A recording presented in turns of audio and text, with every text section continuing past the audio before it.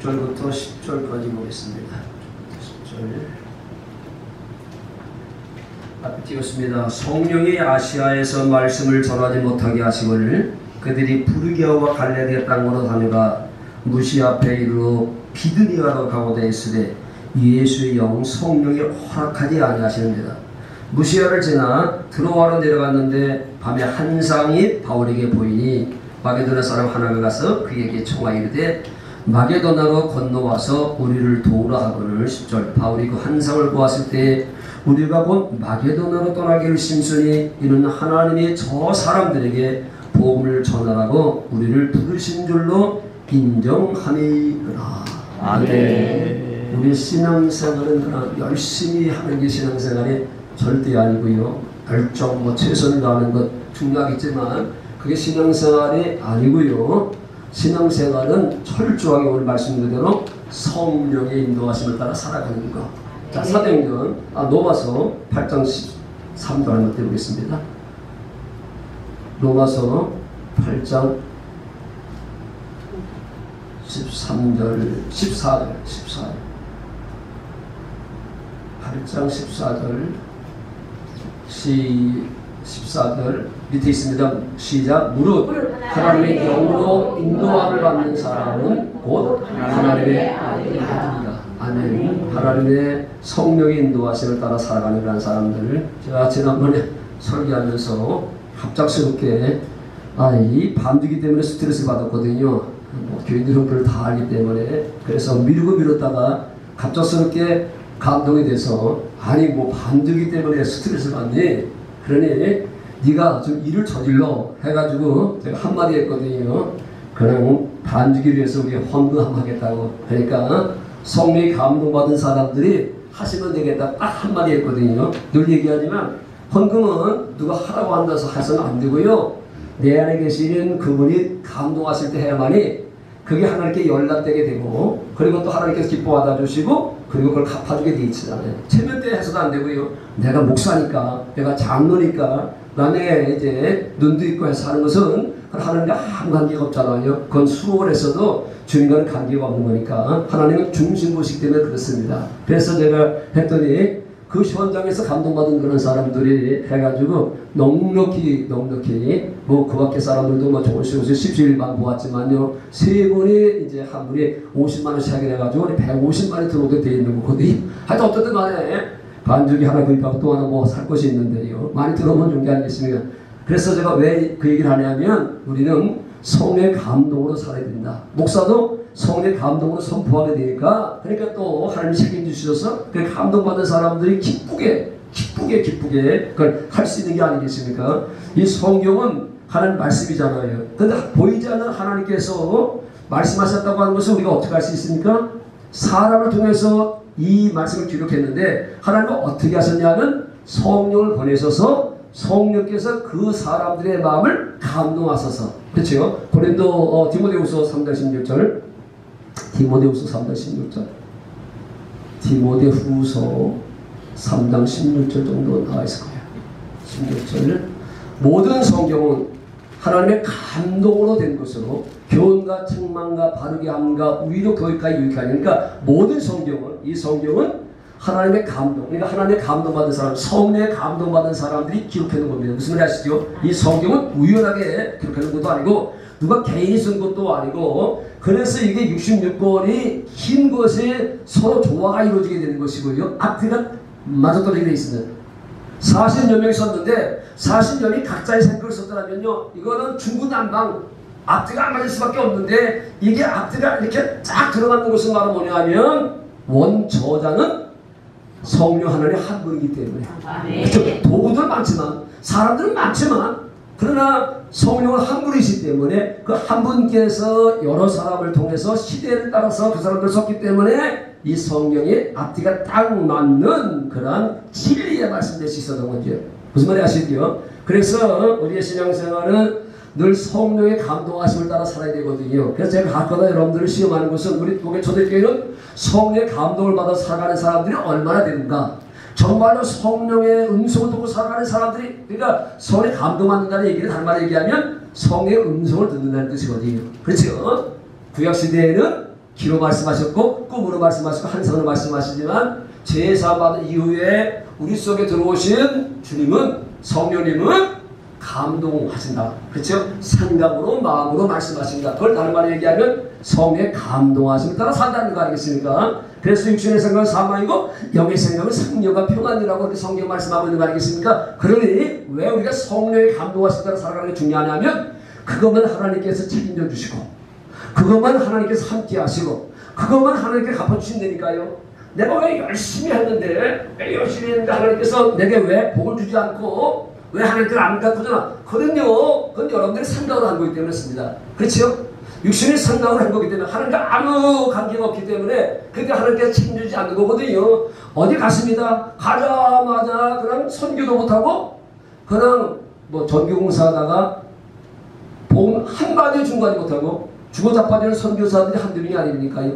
그냥 풍토병에 걸려가지고 복음 한마디 중간이 못하고 죽은 사람도 많다니까요.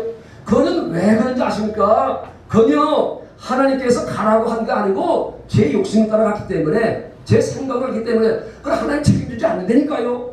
그러나 은혜 받았다고 그러나 열심히 생겨도 나 아프리카로 선교사를 갈 거야. 그게 아니니까요. 그게 아니라 성령께서 감동해 주실 때 가야만이 그것만 하나님께서 책임져 준다는 사실을 여러분들 기억해야 됩니다. 무슨 소리 아시죠? 그걸 예수 이름으로 산다는 거잖아요.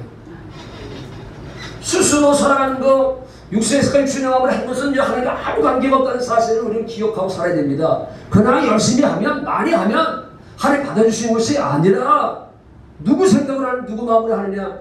선거철에 됐잖아요. 그러니 생전 찾아가지 않고 고안 찾아가고요. 노인들 찾아가잖아요. 그거는요 그게 평상시에 그 영혼들을 불쌍히 여기고 그들 존귀에 찾아가는 것이 아니라 왜 찾아가는 거예요? 한 표 얻기 위해서. 그렇잖아요. 속셈이 드러나는 하나님겠습니까? 자기 속이 똑같으니까 하나님도 껍데기를 보시는 것이 아니라 우리 중심을 보시기 때문에 그래서 하나님께서 하라고 한 것만 하나님은 책임져 주시게 되는 겁니다. 무슨 말 아시죠? 예수님께서 하신 모든 것들은 수술하지 않았다고 계속해서 예수님께서 말씀하잖아요. 나는 수술하지 않았다. 내 말은 그분이 명령하신 말만 중보한다고. 내가 간 것도 주님이 가라고 해서 간 거고 나서 살린 것도 내가 살린 것이 아니라 하나님이 살리라고 해서 살린 것이고. 그러니까 예수님께서 행하신 모든 것들은 다 하나님의 영이 감동하는 것으로 기식 쫓아내는 거 하나도 성령의 감동으로. 그렇잖아요. 기뻐하는 것도 성령으로 기뻐하셨고 기도도 성령으로 기도하셨고. 그러니까 예수님 사회 전체가 말은 뭐냐면 그분의 수술에 행한 것이 아무것도 없고 자기 안에 하나님이 성령으로 와 계시는데 성령이 가라고 하면 간 거고 멈추라고 멈추는 것이고 오라고 하면 온 것이고. 그렇잖아요. 갑자기 예루살렘에 있던 예수님께서 갈릴리로 가시잖아요. 그 수술로 내려가는 것이 아니라 갈릴리에 포도주가 맛있어가지고 그래서 거기 간 것도 아니고. 무슨 말인지 아시죠? 그분께서 성령은 말씀하시니 감동하시니까 갈릴리에 가니까 거기서 역사가 일어나는 거거든요. 신앙생활은 이렇게 하는 건데 우리 교장 선생님의 이야기는 조금 어렵습니다. 왜냐하면 이제 교장 선생님이 주님을 영접하면 그분이 이제 교장 선생님 속에 들어오면 그때부터 이제 서서히 그분께서 이제 인도에 가시게 되는데요. 아직 이제 그 단계가 아니기 때문에 오늘 설교 말씀 좀 어렵긴 하지만요. 자, 성경 한번 보겠습니다. 고린도후서 9장 6절 8절. 고린도후서 6장 9장. 고린도후서 9장 6절 8절. 됐어요. 나왔다가 다시 얻었어. 이것이 곧 적게 심는 자는 적게 거두고 많이 심는 자는 많이 거둔다는 말이거든. 그 다음에 7절 한 넘어가서 각각 그 마음에 정한 대로 할 것이요 인색함으로나 억지로 하지 말지니 하나님은 줄겨내는 자를. 이 마음이 정한 대로가 바로 뭐냐면 성령께서 우리 마음에 계시기 때문에 성령께서 딱 그렇잖아요. 그래서 제가 지난주일날 반주기 헌금을 좀 해야 되겠다고 했더니 그 즉시 믿는 사람들 속에 나는 얼마를 해야 되겠다고 딱 생각이 들. 그게 바로 정한 겁니다. 무슨 말인지 아시죠? 그래서 부흥 강사가 하라고 한다고 하는 것은요, 뭐 사기당하는 겁니다. 그렇잖아요. 부흥 강사 부흥 띄워놓고 그래서 뭐 5천만 원짜리 1,000만 원짜리 그래가지고 뭐 성교 드린다고 하면서 하는 것들은요, 그거 다 사기치는 겁니다. 아주 기술이 대단해가지고요, 헌금 걷어내는 기술이 대단해가지고 그거 어떤 걸로 해하면요, 그 돈만 날아가는 거니까. 내 안에 계신 성령님께서 감동하실 때 하는 것이 그게 하나님의 줄겨 받으시는 겁니다. 무슨 말이시죠? 그러니까 여러분들의 신앙생활은, 그러니까 내 안에는 내 인생을 책임질 수 있는 주님이 와 계시는데 그분이 성령으로 와 계신다고 생각하면 되는 겁니다. 그렇잖아요. 그래서 그분을 가리켜서 뭐라고? 보혜사라고 하는 겁니다. 그러니까 여러분들의 신앙생활은요, 여러분들이 그분 제초를 꼭 그분 무시하고 가게 되면요, 그분들 아무 관계가 없는 거잖아요. 보혜사. 보는 뭐라는 거예요? 보호해주시는 분. 여러분들이 천국 갈 때까지 여러분들을 보호해주세요. 왜? 여러분 삼키려고 하는 녀석들이 많기 때문에. 여러분들 죽이려고 하는 세력들은 사망 원세자는 마귀들이 기회만 되면 여러분들 죽이려고 하잖아요. 교통사고로 죽이려고 하고, 질병으로 죽이려고 하고, 그리고 또 열등감 빠지게 하고요, 하여튼 우울증에 걸리게 하고, 뭐 이래가지고 자살로 죽이기도 해요. 이거 다 그 배우를 보면 다 그 속에 뭐가 있었냐면 악한 영들이니까요. 겉으로 보면 껍데기를 보면요, 그럼 사람들이 하는 것 같지만요, 영의 눈으로 보이게 되면 내시경으로 보면 다 보이게 돼 있다니까요. 쉽게 얘기하면 이미 말씀드린 가인이 아벨을 쳐 죽였습니다. 자기 예배를 안 받아주고 동생 아벨을 제사를 받으니까 이게 식통에 나가지고요, 아니 저놈의 새끼가 태어나가지고 내가 아버지의 사랑을 다 뺏긴다고. 그렇잖아요. 자식들이 하나 있을 때는 별 문제 없는 둘째가 태어나게 되면 눈도 찌르기도 하고 막 그러잖아. 그런 것처럼 아니 하나님의 사랑을 독차지 하고 살았는데, 둘째는 아벨이 태어나더니 하나님의 사랑이 글러가게 되니까 시기 질투심이 나가지고요, 그를 돌로 쳐 죽이잖아요. 아니 동생을 돌로 쳐 죽였잖아요. 그러니까 창세기 보게 되면 뭐 시기와 질투심과 자기 예배가 연락되지 않아서 죽인 것으로 그렇게 보이지만, 그러나 사도 요한은 그걸 카메라로 죽은 것이 아니라 내시경으로 찍으니까, 영의 눈으로 보니까 그건 가인이 아벨을 죽인 것이 아니라 살인마귀가 가인을 충동시켜서 동생을 쳐 죽였다. 이게 정확한 겁니다. 그러니까 가인은 뭐예요? 도구에 불과한 것이고 실제 이 일을 하도록 충동자의 녀석이 있었는데, 그잖아요. 뛰어내려 또. 아니 멀쩡히 들어가다가 말고 전혀 안면도 없고 서로 관계도 없는 사람을 찌르는 경우도 있잖아요. 경찰서에 잡혀가가지고 경찰이 물으면 너 왜 아무 관계가 없는 그 사람을 찔러내는데, 어떤 놈이 자꾸 찔러라 했다요. 뛰어내려가지고 교사를 한 여성분, 야 너 왜 그 건물에 올라서 뛰어내리니? 어떤 놈이 자꾸 뛰어내려라 했대요. 그게 다 악한 영들이 바로 우리 마음속에서 감동하는 거거든요. 그러니까 성령도 감동하는데 문제는요, 악한 영들도 또 그때 우리가 속아다 먹을 때가 참 많다. 그 얘기 아니겠습니까? 또 보겠습니다. 자, 사도행전 21장 8절. 사도행전 21장 8절. 조금만 더 하겠습니다. 사도행전 21장 8절부터 보겠습니다. 8절. 그러니까 믿음의 사람들은요, 위대한 승리의 사람들은 다 이렇게 살았습니다. 자기 열정으로 살고 자기 열심히 사는 것이 아니니까요.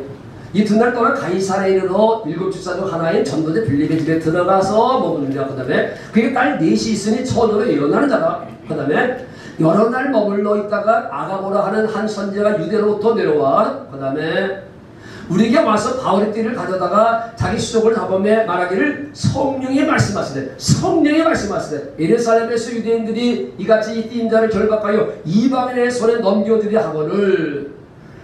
우리가 그 말을 듣고 그것 사람들과 더불어 바울에게 예루살렘으로 올라가지 말라 권하니, 바울이 대답하여 여러분이 어찌하여 울어 내 마음을 상하게 하는, 나는 주 예수의 이름하여 결박당할 뿐 아니라 예루살렘에서 죽을 것도 각오하였노라. 라고 앞에도 성령의 감동하심을 따라서 뒤에도 성령의 감동하심. 그러니까 사도 바울이 사도가 되고 선교사가 되는 것은 사도 바울이 다메섹 도성에서 예수를 만나서 너무나 그 감격스럽습니다.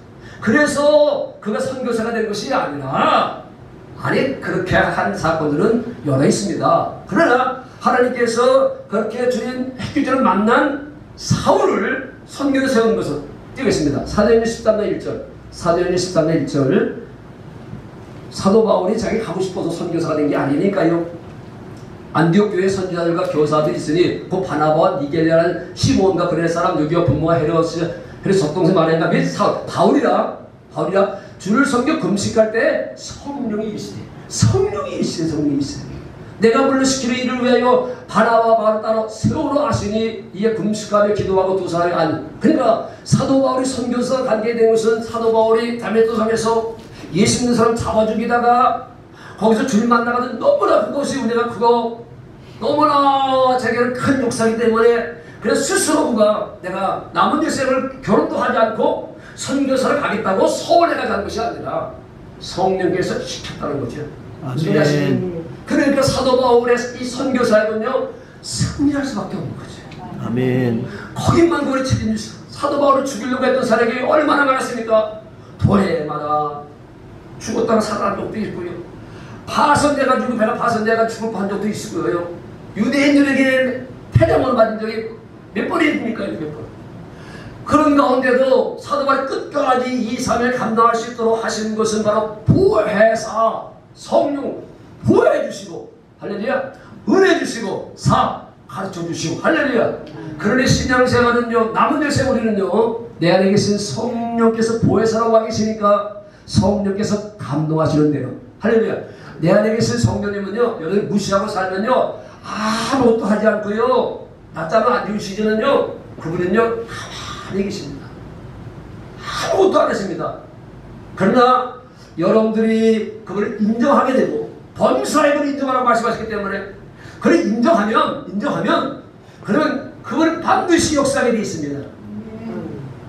내가 원고 없이 이렇게 힘있게 설교할 수 있는 것은 내 신도 아니고 내 능력도 아니라 나는 성령을 100% 의지하기 때문에 내가 사회들을 위해서 또 아들을 위해서 다 목회하기 때문에 늘 기도하는 것은 걔들은요 나보다 훨씬 똑똑합니다. 공부도 많이 했고 말도 잘하고요. 그들은 자기 힘 가지고 자기 배운 거 가지고 충분히 목회를 할 수가 있지만 그러나 내가 기도할 때마다 아까도 와서 기도할 때마다 하나님 사위도 아들도 성령을 100% 의지해서 목회하게 해달라고.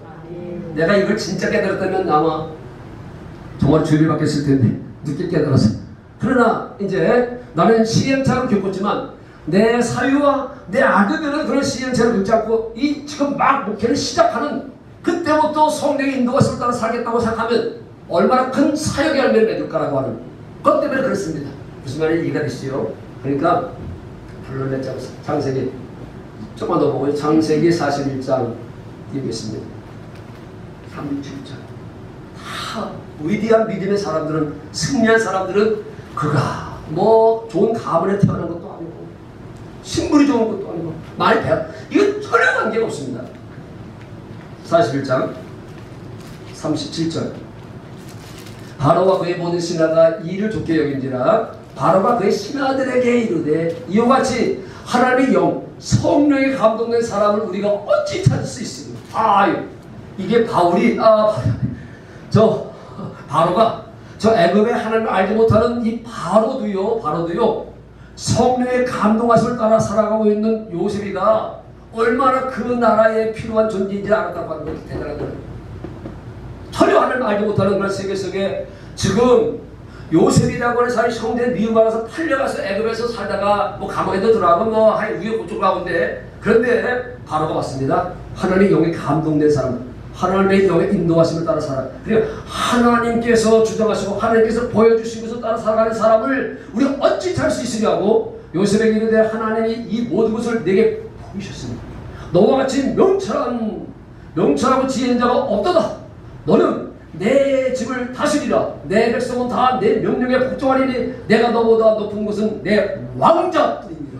아멘. 세계를 정복했던 이 애굽의 바로 왕이 요셉을 만나자마자 이 요셉이는 인간의 지혜를 살아가는 사람도 아니고 인간의 지식을 살아가는 사람도 아니고 하늘의 영의 지시를 따라 살아가는 사람임을 모르죠. 그래서 그를 뭐로 세웠다고요? 국무총리를 세웠습니다. 나는 왕자 자리만 자정해 있을 테니까 네가 다 알아라. 나는 그냥 자리 하나 가지고 있을 테니까 네가 알아서 따라고 얘기하니까 그때 7년 동안 흉년이 들고 7년 동안 풍년이 들고 7년 동안 흉년이 드니까 다른 나라들은 다 굶어 죽게 되었지만요 이 요셉이 성령의 인도하심을 따라 살고 하늘의 소리를 듣고 살아가는 그런 요셉 때문에 애굽은 다 살아가게 되었고 주변 나라까지 살리는 역사가 나타나게 되잖아요. 그러니 어떤 위기를 만나도 어떤 환경과 어떤 여건 속에 살아도 여러분들이 성령의 음성을 듣고 살아가거나 성령의 인도하심을 따라 사는 여러분들은 살아날 수가 있습니다. 아멘. 하나님은 여러분들을 그걸 굶어 죽이는 하나님이 아니시고요. 하나님이 여러분들을 내팽개치는 하나님이 아니니까 여러분들이 내팽개치지 않으라. 그래서 성령님 하나님은 인격적인 분이기 때문에 그분은 상처를 받을 수 있기 때문에 그걸 상처를 주지 않고 그걸 인정하면 그분은 여러분들 남은 여생을 책임져 주게 돼 있습니다. 할렐루야. 아니 성령이 여러분들을 주님에게 인도하겠습니까? 멸망에 인도하겠습니까? 성령께서 좋으시죠 성령께서. 할렐루야. 그러니까 여러분들은 내 항상 하나님이 성령으로 와 계시는 사실을 믿고 저 요셉처럼 비록 노예로 팔려갔지만 비록 노예로 은 20의 노예로 팔려간 아주 신분이 별볼래 하는 노예지만 그가 성령의 인도하심을 따라 살게 되니까 애굽의 총리가 될 뿐만 아니라 이스라엘 민족을 구원하는 그런 위대한 하나님의 사람이 됐던 것은 그의 어떤 실력이 아니고 능력이 아니고 오직 자기 안에 계시는 자기와 함께 하시는 성령의 음성을 듣고 살고. 아멘. 자, 또 한 군데. 3일상 16절 13절 제가 엄청 많이 옛날에 읽었던 말씀 3일상 16절 13절 제가 엄청나게 좋아하는 말씀 가운데 하나거든요. 16절 13절 이세 아들에게는 저 베들레헴 촌동네에 이세 아들에게는 8명의 아들이 있었는데 사울왕이 하나님 말씀 불순종하니까 사무엘이라는 하나님의 종을 이세 집에 보내가지고 그 집에서 형제들이 많이 있는데 한 사람을 왕으로 세워라 해가지고 가가지고요 이제 엘리압이 나왔는데 키도 장대하고 생것도 멋지게 하나님께서 이 장남 좋아하는 첫 새끼를 좋아하니까 이 엘리압을 세우다가 나를 보낸가 보다 볼 것 없이 그냥 기름을 불려가 했던 거 아니겠습니까? 인간의 눈으로 봐가지고요. 그랬더니 하나님께서 노 하다가 노 둘째도 멋지게 세우고 셋째도 근데요 7째까지 다 봤어도 하나님 노하는 거예요. 이제 형제들 가운데 없네 했더니 아니 말째가 하나 했는데 그 녀석은 왕될 자격도 안 돼서 그 양치우다 보냈습니다. 데려오라고 데려오자마자 하나님께서 뭐라고 말씀하시는 거예요? 얘가 이 어린 다윗이 이스라엘 왕이다.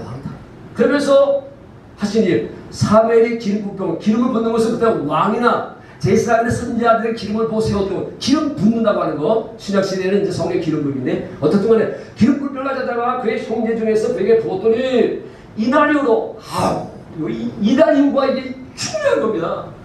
역사가 바뀌어지는 것이고요 환경이 바뀌어지게 되고요 이날 이후 어떤 날 이날 이후로 다윗이 여호와 영에게 하나님의 성을 그렇게 사무엘 떠나서 남아가 아니라 그러니까 이 다윗이 양만 치던 다윗이 정치를 공부한 것도 아니고 국문을 공부한 것도 아니고 공부한 게 없습니다.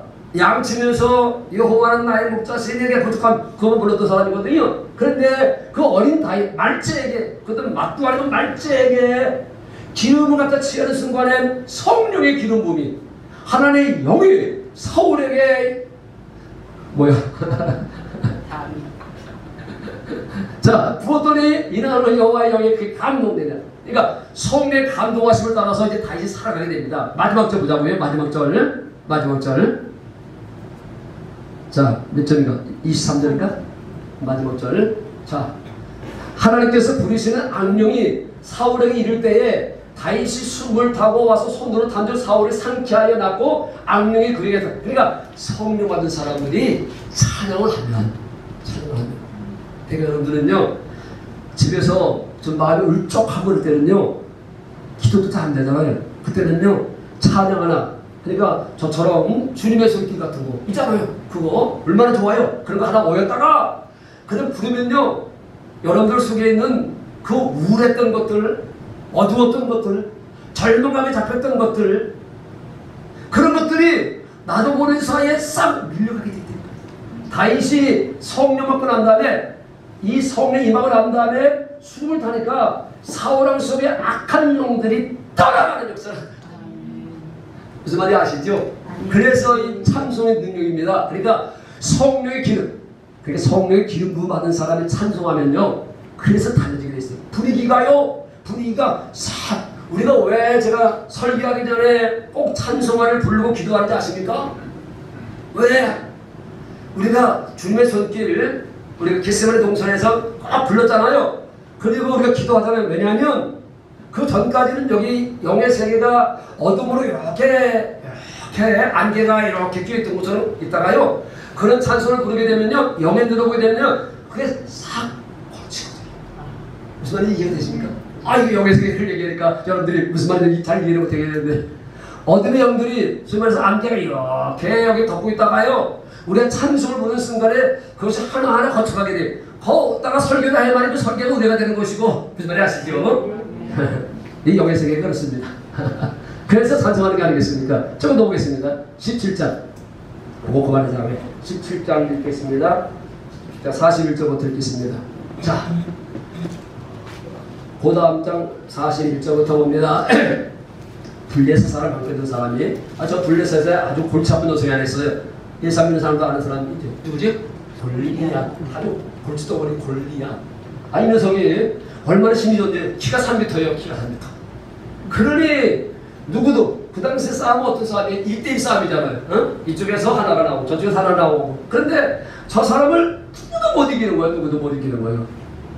이 다윗의 형 셋도요, 장군으로 싸움 때 나갔다니까요. 근데요, 이세 아버지가 궁금해 죽겠는 거예요. 지금은 군대가 편해가지고요, 스마트폰 있죠. 타오지 스마트폰도 일주일에 한 번씩은요 오잖아. 그런데 그 당시에는요 없어. 인편으로 가야 돼. 그러니까 이세가, 야, 네 형들이 전쟁터에 나갔는데 죽었는데 살았는데 궁금해 죽겠다 해가지고 누굴 버렸냐면 다윗을 버린 거예요. 먹을 거 싸가지고 소위 말해서 이제 묘에 간 거예요. 묘에 간 거예요. 가보니까요, 저쪽에서 이 3m 되는 골리앗이 나와가지고, 야, 나와. 사울왕도, 그 당시에 왕이 사울왕이었거든요. 사울왕도 보통 키가 큰 게 아니거든요. 사울왕도 대단한데 못 나가는 거예요. 형들도 못 나가고. 다윗이 보니까요, 뭐 얼마나 이스라엘 민족들을, 저 이스라엘 하나님을 모욕하는지, 다윗 속에서 이제 분노가 아니라, 인간적인 분노가 아니라 성령께서 주시는 그걸 뭐라 그러죠? 위분, 성령에 주시는 분노가 일어나게 되는 거예요. 그래가지고 사울왕한테 찾아가가지고 어린 다윗이 배짱도 줬지. 내가 나가겠다고. 아니, 네가 어떻게 나가? 아니요, 내가 나갑니다. 그래가지고 사울왕이 군복을 입혀줬는데 이게 마저 안 맞잖아요. 다 필요 없습니다. 내가 양칠 때 가져다 냈던 그런 이제 막대기, 그리고 물질 한 물자를 옛날에 새 볼 때 다 했던 거 아니겠습니까? 이것만 가지고, 돌 팔매를 가지고 나간 게 아니겠습니까? 그랬더니 형들이 자존심이 나가가지고, 얌마, 양들은 누구한테 맡기고 왔어? 아니, 전쟁이 놀인지 아니었나? 전쟁은 놀이가 아니었나? 이거 죽고 사는 문제예요. 형들이 시비를 거는 거예요. 그러니까 골리앗과 싸움하기 전에 형제들이 힘을 빼려고 하는 거예요. 그렇다고 다윗이 형들이 돼가지고, 그래, 군이 장군이 돼가지고, 그래, 나가지 못하고 거기서 머리는 숲에 쳐박고 거기 뭐 하는 거라고. 그래가 싸움에 그러면요 골리앗과는 싸움도 하지 못했는데, 여러분들이 영적 싸움을 하게 될 때는요, 반드시 옆에서 시비 거는 사람이 되니까, 뭘 하려고 하면 꼭 힘을 빼는 사람이 되니까요. 그렇다고 우리의 싸움은 혈과 육과의 싸움이 아니고, 뭐가 싸움이라고? 아까 영들과의 싸움인 거 알아야 됩니다. 그렇죠? 그러니까 주변 사람들이 시비 걸어도, 아이고, 내가 큰일을 하려고 하니까 저게 힘을 빼려고 하는구나. 그럼 무시하고 사세요. 싸움해가지고 머리 캐는 싸움해봤자, 그래봤자, 지면은 아무것도 못하는 거고, 이겨봤자, 아이고, 형 때리는 놈, 형 때려 눕힌 놈이라면요, 그게 되겠습니까? 그래가지고 상관하지 않고 나가잖아요. 자, 보겠습니다. 그 블레셋 사람이 불러보다가 다윗을 보고 업신여기니, 업신일 수밖에 없지요. 양치던 어린아이. 이는 그가 젊고 붉고 용모가 아는 남이라. 그 다음에 블레셋 사람이 다윗에게 이르되, 네가 나를 개로 여기고 막대기를 가지고 내게 나으니라 하고, 그의 신들의 이름으로 다윗을 저주하고, 그 블레셋 사람이 또 다윗에게 이르되, 내게 오라. 내가 네 살을 공중의 새들과 들짐승에게 주리라 하는지라. 다윗이 블레셋 사람에게 이르되, 너는 칼과 창과 단창으로 내게 나오거니와. 시작. 너는 만군의 여호와 이름 곧 네가 노역하는 이스라엘 군대의 하나님의 이름으로 내게 나아가노라. 이게 중요한 거요. 자기 이름으로 간 게 아니니까요. 또 왕이 또 골리앗을 이긴 사람에게는 나 이쁜 딸도 주겠다고 얘기했거든요. 그리고 또 모두 주겠다고 해가지고요, 아주 골리앗 이기면요 엄청난 성으로 보내니까요, 이쁜 딸 주겠다니까. 이쁜 딸 때문에 갔으면요 그날 개죽하는 거잖아. 그러나 그게 아니라 다윗 속에 하나님이 여기 감동하는 거예요. 네가 나가라. 네가 나가라. 그래서 성령의 감동으로 간 것을 가리켜서 뭐라면 하나님의 이름으로 갔다는 거예요. 이것만 하나님의 책임에서 갚아주시는 겁니다. 여기만 하나님께서 역사하시는 겁니다. 그러니 남은 일생 성령의 감동하심을 따라 사시기를, 예수 이름으로 사시기를, 그러면 여러분들의 남은 일생은 그분이 책임져 주시게 될 것이고 하나님께서 복으로 갚아주실 믿습니다. 찬송하겠습니다. 찬송하겠습니다.